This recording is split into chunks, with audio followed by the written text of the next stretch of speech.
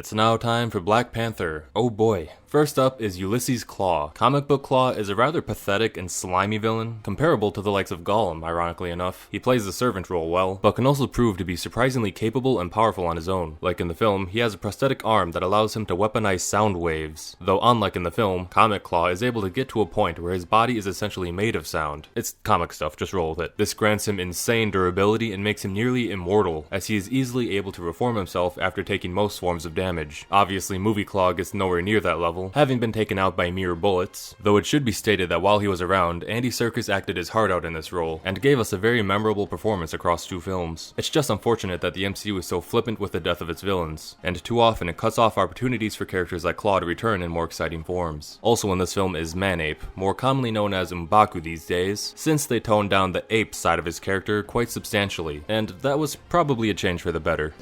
Because of the implication. Comic Manape was basically just a big brute for Black Panther to face off against, similar to Spider-Man's Rhino. The MCU gave us a bit more of a mature and nuanced interpretation of the character, making him less villainous and more so portraying him as a competitive rival to T'Challa. He got an upgrade in character development for sure, but a downgrade in his power set. In the books, the White Gorilla acted as a rival to the power of the Black Panther, and Manape was able to manifest the White Gorilla's power in the form of great super strength. But in the film, M'Baku was just a relatively normal human. It's understandable why they would tone down the ape stuff, because of the implication. But also taking away his superpowers in the process gives this character less of a chance to stand out than he otherwise could have had. So now let's talk about Killmonger. He's a little complicated, so let's start by pointing out the obvious. The final battle between him and the Black Panther was atrocious. Even if the CGI wasn't horrendous, this is still one of the worst uses of a mirror villain, as the prospect of watching 2 beings slap each other around while dealing 0 damage, because both men are invincible, is quite a boring concept. Black Panther is cool and fun to watch. Let's not dilute him as early as his first solo film by matching him up against a villain who is his equal in every way. It wasn't all that necessary either, as comic Killmonger started out as more of a powerful hunter, similar to Kraven, who has died and been resurrected many times, and the means of his resurrections have granted him superhuman abilities that are able to rival the power of the Black Panther. If they were somehow able to convey Killmonger getting his powers in this way on the big screen, then seeing these alternative methods of gaining power clash to see which is superior would be much more exciting than the X-Men 1 tier fight scene that we got. His costume is meh. It just kinda makes him look like a diluted knockoff Vegeta. Naturally, it's a Super Saiyan bargain sale. They did give him this epic mask, but unfortunately he would just never wear it. The motivations for this character are a larger topic for conversation, as many people consider this aspect of his character to make him one of the better villains to emerge from the MCU, due to the tragic nature of why he does what he does. Killmonger's father was killed in self-defense by T'Chaka, after being condemned for stealing vibranium from Wakanda. Killmonger sought to get revenge by overthrowing the royal bloodline of Wakanda, and using the country's resources to start a worldwide revolution. Many people considered Killmonger to be the tragic hero of the story, citing that he was right all along, since his world-conquering motivations stemmed from the idea that African people were oppressed all over the world. But just as the Black Panther film as a whole was overrated, so was the righteousness of this character, as he had no problems killing anyone and anything that stood between himself and his goals, including his girlfriend. And his end goal was a global race war that would grant his people supremacy. We're gonna send vibranium weapons out to our war dogs.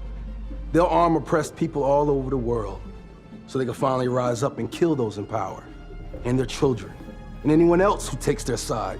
The world's gonna start over, and this time we're on top.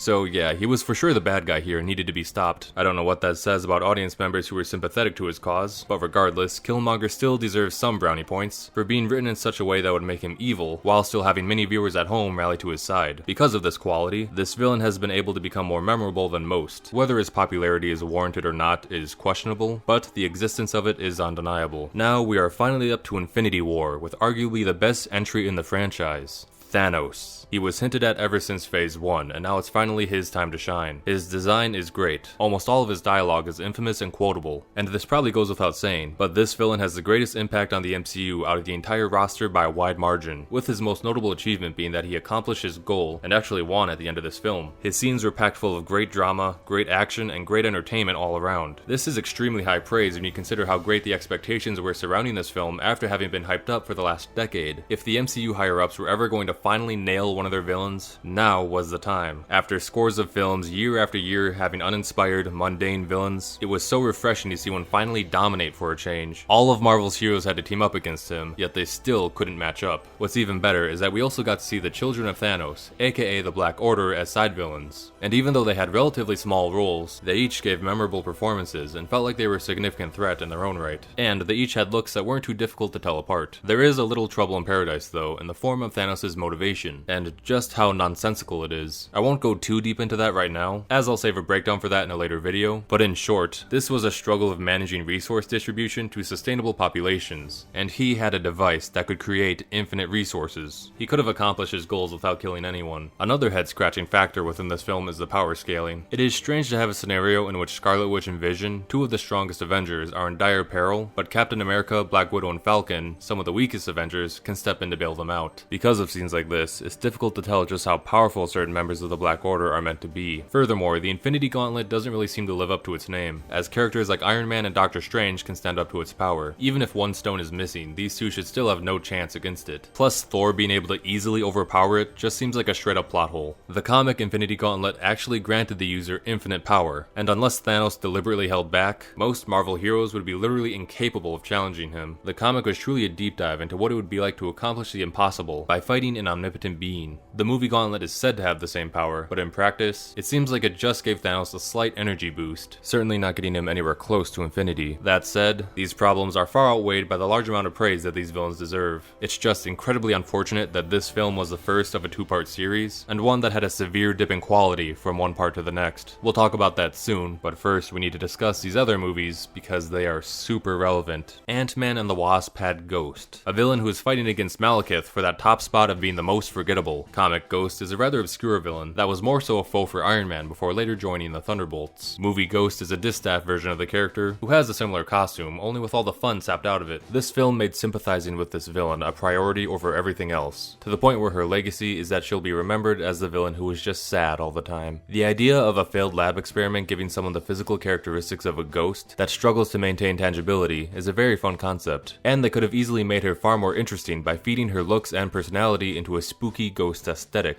Instead, they simply leaned too hard on the tech side of the character and provided nothing that we haven't already seen before in some form or another. Maybe they'll improve her when she eventually returns in the Thunderbolt series, or maybe with a roster this stacked, they'll spare us for once and cancel this series before it releases. This film also had these other bad guys, but honestly, who cares? This is just a stock evil business guy that only serves to waste time and space in this franchise due to how aggressively mundane he is. His biggest crime is being there when anyone else could have been there instead. So now let's talk about Captain Marvel. The big bad here is this toxic male who is in no way a threat to Captain Marvel and is only there to be dumb and get beat up, making her look uber strong and powerful by comparison. We also get the introduction of the Skrulls in this film, a powerful race of shape-shifting aliens. They are kinda similar from comic to film, only they came off as much more pathetic and helpless in the latter. Their war with the Kree is very much in line with the comics, and is a very fun concept in general, having two powerful alien races go to war with each other, with no clear-cut good guys or bad guys, and with Marvel's heroes getting caught up in the middle. This film makes a great conflict somewhat more black and white, with the Kree being the more clear-cut villains of the story. This isn't inherently problematic because it does focus the story a bit, and the Skrulls have a chance to return in a more threatening form during Secret Invasion. We'll see if that ends up being worthwhile. Still, it is underwhelming to see such classic Marvel villains make their debut in such a helpless and pitiful manner. Their designs also feel a little bit too generic sci-fi. They could benefit from a more enriched color palette by making the purples and blacks in their uniform more distinct, and design their uniforms to be less like,